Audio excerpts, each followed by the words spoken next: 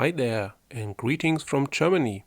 My name is Florian, and today I want to talk to you about the Audi e-tron, the Mercedes EQC, and Tesla. Tesla released their first proper electric car in 2012, the Model S. Now, 7 years later, the German competition released their take on a comparable electric car. Sadly, and this is the reason for this video, the electric drivetrain on these German cars is not on the same level as Tesla's. They even cannot match the performance specs of the Tesla Model S in 2012, the year the Model S was released. And I am worried about this. Why? Because I am from Germany, as you can probably hear, and in my opinion it is very important that the German car industry keeps their technology leadership to continue to be in the top class of the worldwide car industry. There is a saying in Germany, does the car industry well, the country does well. Right now, I am thinking the German car industry is slowly being overtaken by competitors and new technology. I want to talk to you about this on the example of the e-tron and the EQC. So let's start. As a car manufacturer, you can only pack a certain amount of energy in form of batteries in your electric car.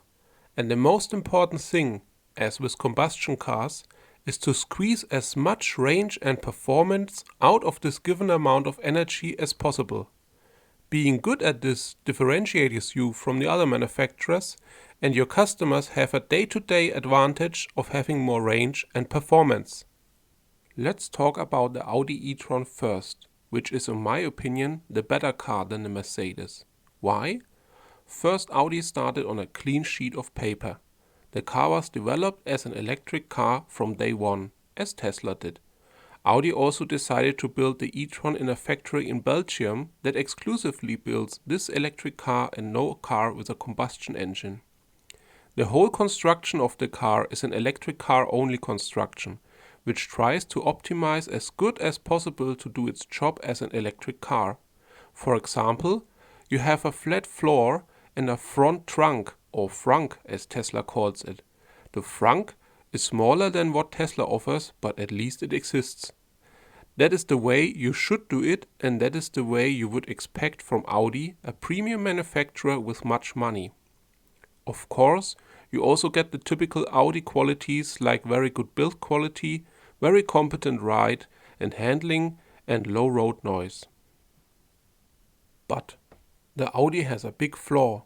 The Audi, despite being a brand new car, performs worse than a Tesla Model S from 2012, the first model year Model X from 2016, and a Tesla Model X from today.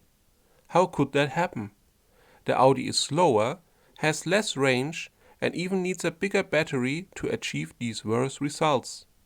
As you can see in my Excel sheet, the e-tron and the Model X are about the same weight and size, so you can't say the Audi is way heavier or bigger and that's the reason he performs not as good. What worries me is that you would expect that Audi predicted what specs an electric car needs to have in 2019 when they started development of this car probably 4 years ago. Therefore, I would have expected that they at least planned to outperform the Model S from 2012, but it did not happen. This should not have happened, and this is quite surprising because imagine Audi would have released a new Audi A8 and the new generation would still have xenon headlights instead of LED headlights, or the gearbox would still have 6 speeds instead of 8 speeds as the competition. It is just unthinkable that a new car performs worse or has not the newest features like the competition. And yet it happened with the e-tron. Why is only speculation, but I think at some point they just decided to release the car the way it is to hold deadlines. I think there are two possibilities why the e-tron performs worse.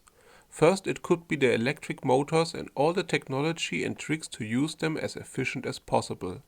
I am pretty sure Audi or the supplier of the electric motor started years after Tesla developing the electric motor and all the tech that goes with it. And they are just not as experienced in this field as Tesla. Secondly, and in my opinion this is the real reason the e-tron does not perform as well as the Tesla, I think Audi did not master the battery management of the e-tron. The battery of an electric car is only performing well in a certain temperature spot, but the battery gets warm or cold through different reasons. For example, ambient air temperature, preconditioning, which means heating itself up before charging, asking for power through acceleration or spirited driving, powering other electronics like the stereo, air conditioning or the lights, and so on. Asking for power makes your battery warm. So your battery management needs to react constantly to changing temperatures of the battery pack, and doing so by using the battery, the energy of the battery itself, to heat or cool itself, a process which itself produces heat. This is a more complex thing to do than it sounds first, and I think this is where experience comes to play, which Audi does not have. Though there's a big possibility that Audi is using more energy to keep the battery happy than Tesla, and this energy then can be used for more range. Now Audi has no possibility to update the driveline software over the air as Tesla can do to improve at least a little bit. So you will stay with this performance forever, or perhaps can get an update at the dealership, old school style. So what do we have here? A car with typical Audi strengths, but a failure at its core, the electric drivetrain. It makes you wonder if Audi can improve in the next years, especially as you need to consider that they need to improve faster than Tesla improves their own drivetrain. Let's switch to the Mercedes, which is an even bigger disappointment, especially when you consider one of their slogans is "the best or nothing." I cannot see the best at all, as Mercedes decided to use the frame of the small GLC combustion engine SUV for the EQC, and putting the electric drivetrain underneath it as good as the given space allowed. What does that mean? Well, a car designed for combustion, hybrid or even plug-in hybrid drivetrains is not optimized for an electric-only drivetrain. You need to make compromises in packaging, which means placing components where you would normally, in an electric car, would not place them. Two examples. In the Mercedes, you have the hump in the middle of the interior going from the front to the back.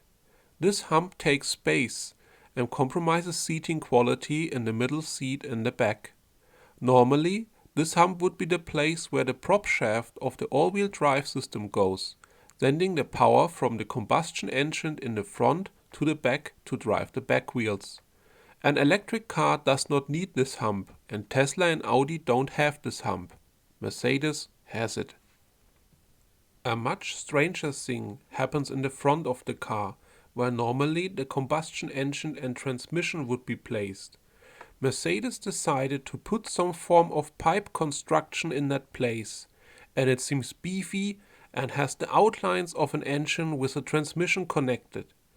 This construction also takes away the space of a front trunk, or frunk as Tesla calls it, which all Teslas and even the Audi do offer.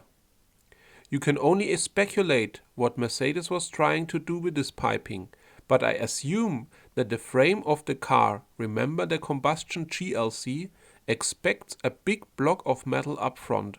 So if you have a crash, the whole frame is engineered to expect this big piece of metal called combustion engine and transmission somehow move or even absorb energy, for example by being pressed to the bottom of the car like Mercedes did with the first generation A-Class. So I think that these pipes simulate an engine and transmission in the event of a crash, as the frame of the EQC is the frame of the GLC, a car with a combustion engine. I have not seen such pipe construction in any other electric car, and I think this was one of the compromises they needed to make to use the GLC frame. As the Audi, the performance data of the Mercedes cannot even match the data of a Model S in 2012. We see results like the Audi has, and again, I assume they cannot get the drivetrain and battery efficiency and management on the same level they need to be. See here in my comparison Excel sheet.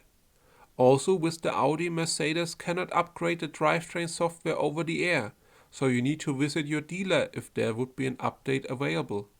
The Mercedes is even a smaller class of car, the C-class of SUVs, than the other two, but also almost as heavy. So you cannot say there is a logical reason to perform worse as a Tesla. Of course I think the Mercedes will drive like a Mercedes should drive. I also think that the M-Books infotainment system is the best in the industry right now. But all this is not important if you can't get the basic features of an electric car right. By the way, Mercedes builds the EQC in Germany on the same line as the combustion GLC, so no special manufacturing facility like Audi uses.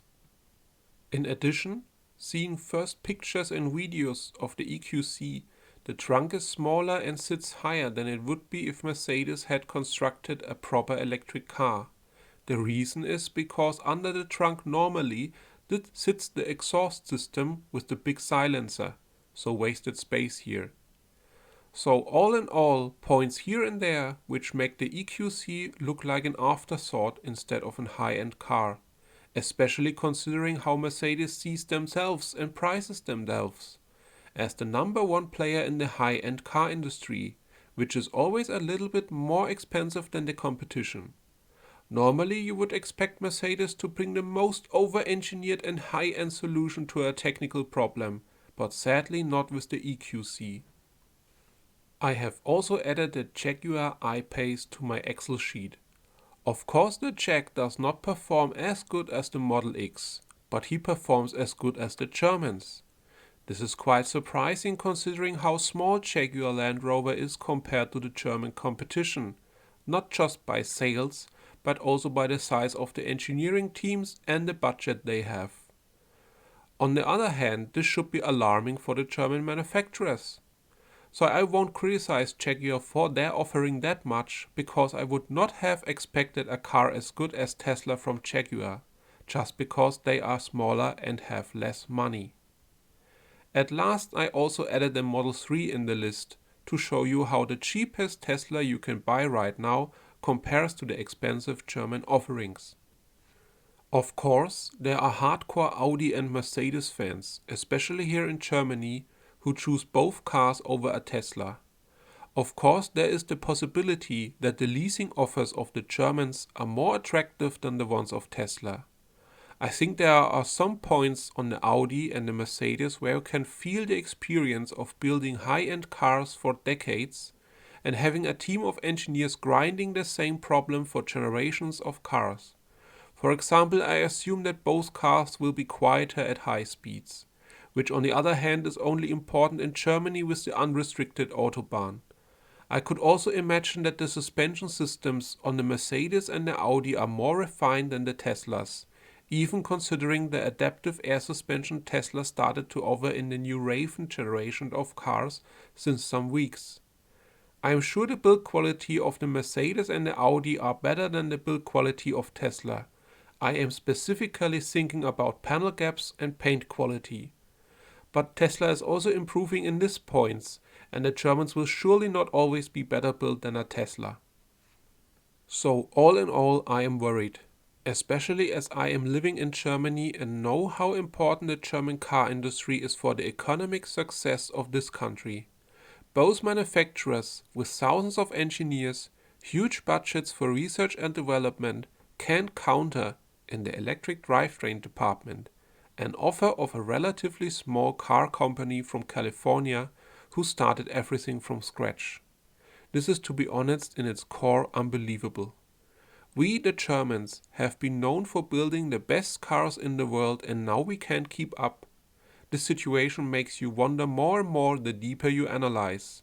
It's been 7 years where Tesla was without competition. This itself is crazy. Imagine, for example, Burger King would start to make pizzas. Then they are very successful with their pizzas and start to broaden their market share. Do you think McDonald's would wait 7 years and then release a pizza which does not taste as good as Burger King's pizza? I think McDonald's would not do that. Also, when you consider the over-the-air updates, the sales concept, and especially the autopilot functionality. You can see the gap to Tesla gets even bigger, not only for Audi and Mercedes, but almost all car manufacturers. When a car manufacturer proudly says that now you can update the navigation map data or add some small features like support for a new music streaming service over the air, whilst the Tesla updates the whole software system of the car over the air, you can only laugh. My video today is only viewing the topic of electric cars from a competitive standpoint. Of course, right now it is still unclear if electric cars are the right technology for transportation in the next decades. Perhaps hydrogen cars are even better. Also, you need to consider that the batteries are also part of a big debate, as sourcing raw materials is not always environmentally friendly or even dangerous for the workers in the mines. I think this is a topic to dive in another time. I probably will also make a video about automated driving, as here also the Germans are lagging behind. You will be surprised who are the big players here. A video for the Porsche Taycan is also coming. So thank you for watching my first video. I am sure my English will improve over the time, and please like, share and subscribe as more videos are coming soon.